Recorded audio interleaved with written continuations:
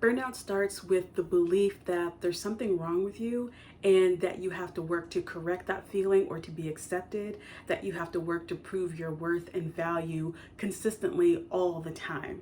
Hi, I'm Trina Parham. I'm a leadership coach and I help women leaders to recover from burnout, reconnect to their joy, and to work and make an impact in the world that's sustainable long term. And I do this by sharing practical tools, tips, and strategies. I also share holistic tools like breath work, meditation, and I use tarot cards and oracle cards and things like that. So if that sounds good to you, you are in the right place, and I'm so glad you're here. So today we got a doozy of a topic. We're talking about the 10 stages of burnout, and what I'm really going to be talking about are these archetypal steps and what that looks like, what that whole journey looks like, and I'll get to that in a second. So I watched a video on the Psych2Go channel, and it's a really interesting channel. They use lots of animation to talk about, I think, complex subjects and things like that. So it's really cool. And they did a video on the 7 stages of burnout. And what I thought was really helpful about the video is that they really talked about these 7 stages, or really almost like warning signs that you're dealing with burnout. And I think sometimes before you get all the way to the end where you crash and burn, to be able to have this, to know these steps ahead of time is really helpful.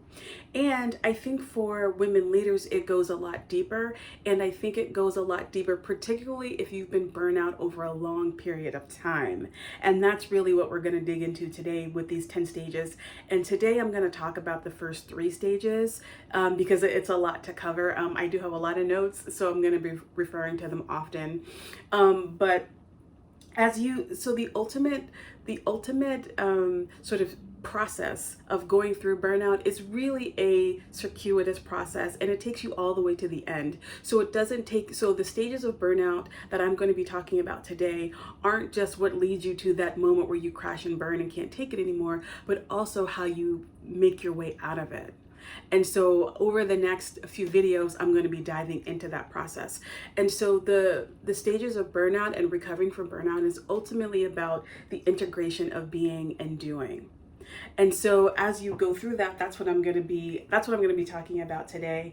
And what's really interesting about the process of burnout, or the stages of burnout, is that this really aligns with the archetypal process of the heroine's journey. And so if you know anything about Joseph Campbell, who created the hero's journey, which is essentially the steps that a hero goes through when he's trying to find himself. It's really a psycho-spiritual journey. And it's the process where so if you've seen movies like The Matrix or The Clash of the Titans, it's where they start at home, and there's been something that lets them know they have to go on a quest of some kind. They're going to look for something. They're going to find themselves ultimately. And on that journey, they encounter ogres, they encounter trials and tribulations, they go through all these things where they eventually get to their goal, they find what they're looking for, until they make their way back home. And when they make their way back home, everything looks different. It's a completely different feeling, but they've gotten their goal. Now, Maureen Murdoch, who's the creator of the heroine's journey, did something a little bit different.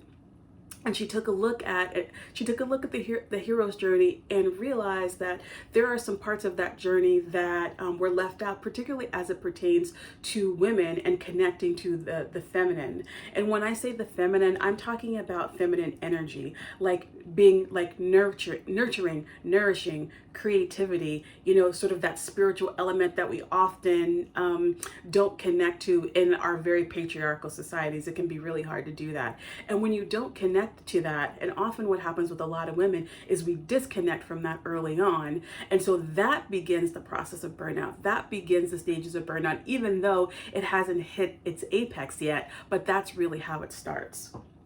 And so as I walk us through the phases of burnout and the heroine's journey, and I'm doing this so that you understand what led you to burnout in the first place and the path that you must take to get out of it. So that's really what I want to talk about.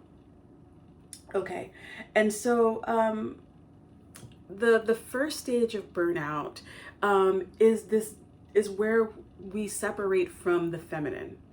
It's where we separate from, again, those feelings of being nourishing and nurturing, where we often separate from maybe even from the representations that we have of our mothers, where we think maybe our mothers are too soft, or maybe they're too hard, or they give too much, or whatever it is. It's whatever represents the feminine for you. It is a separation from that belief and that idea.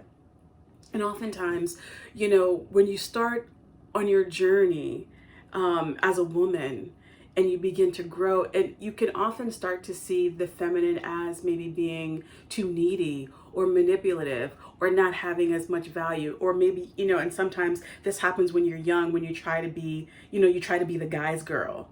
So I often see this a lot when women say that they can't be friends with other women, or they didn't grow up with a lot of girlfriends or things like that. It's that separation, that there's something inherently invaluable or off about the feminine. And again, whatever the feminine represents to you, but those are some of those archetypal pieces. And you start leaning into and thinking that the masculine has more value. And by masculine, I just mean, the traits of the masculine, which is more, doing, pushing forward, even seeing men as really the ultimate sort of prize, or the example that you hold up as what you want to be. Okay. And this other piece around really rejecting the feminine that starts in stage 1 is that feeling that you're not as expressive as you want to be. So I know sometimes for a lot of women, what happens is you start to hold back. You don't speak up as often. You don't say the things that you really need to say that are from your heart. You hold back a lot. And so all of these things begin to build inside of us as women. And not just women. I know a lot of men experience this too, but I'm talking about women because that's who I work with primarily. And so we go through this stage where, we don't see those things as valuable. And so then in stage 2, you start to identify with the masculine. And what that means is seeing the masculine as all powerful. So this is about not only identifying on the internal level, but on the external level with masculine energy. And so what that really means is you push no matter the cost. So that means the academic achievements or the career goals or everything like that. Like you really just pushing no matter what. And what happens in stage 2 is the dominant voice, or the voice that you primarily listen to, is the masculine voice in some way. And so maybe that can be the voice of your father, or the masculine expression of God the Father, that can be it. Or maybe just the men in your life, what men create. And so in our society, in our world, men create so much of our media and all of the images that we consume. Even the ideas of what a woman is are often constructed in the male mind. And so all of these things work together to start to start to put you on the path to burnout. And when you start to believe that that is the most valuable thing, and then you start to feel like, well, where do I belong? That's really the secret voice. That's really the quiet voice inside of you that's getting buried deeper and deeper inside of you. And when you're this way as an adult, this is how you think you have to survive in the world. And when you start to really identify with that masculine energy, it interrupts that quiet, still voice inside of you. It disturbs your creativity, that inner knowing, that thing that speaks to you, that lets you know, okay, this is the path, this is the way that you go, this is what you want. Those voices, or that part of you, starts to get quieted for this very masculine driven energy. Now, I want to say that we all have both masculine and feminine energy. So it's not either or, whether you're a man or woman or whatever, it doesn't matter, that we all have those energies inside of us. But again, we're talking about an archetypal process. And so an archetype is essentially just sort of a general example. And that's what we're talking about, this process, okay? So I think what happens at this time is, again, you start to just focus on being very driven. And then the part of yourself that feels more like you can just be yourself, just relax, just enjoy your life, feels a lot more difficult to hold on to. And I don't think that every woman lets go of that part of herself, but a lot of women leaders do. And if you've And if you've experienced burnout or you're going through burnout, chances are this is something that's happened to you. And I know it's certainly happened to me, where, I just became very ambitious. And I think I've always been ambitious. And there is a part of the feminine that is the creator.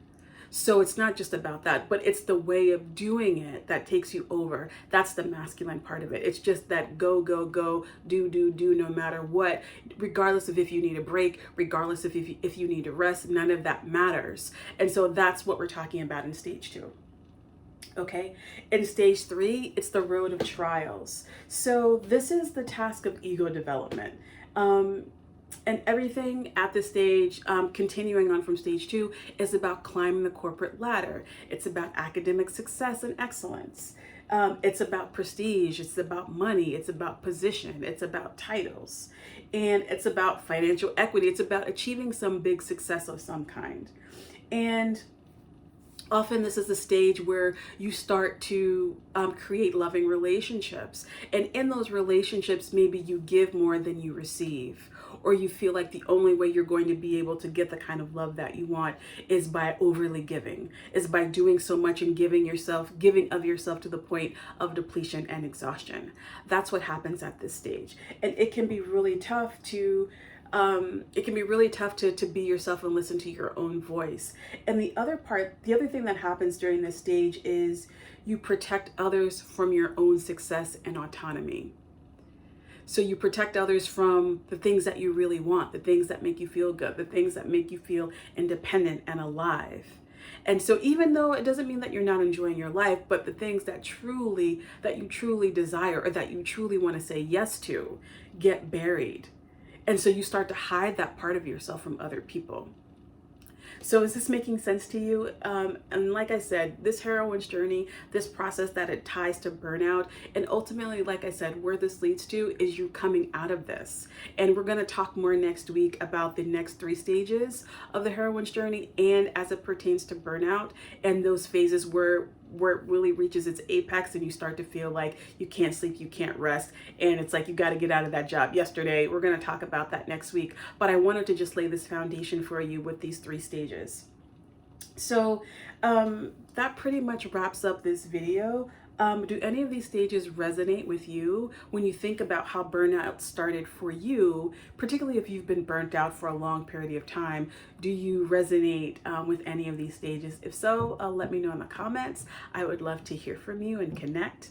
And also, if you are struggling to recover from burnout and you need some support, I'd love to connect with you. So get a copy of my free guide, which you'll find it in the description of this video, called The 5 Mistakes That Mission-Driven Leaders Make That Lead to Burnout and How to Avoid Them.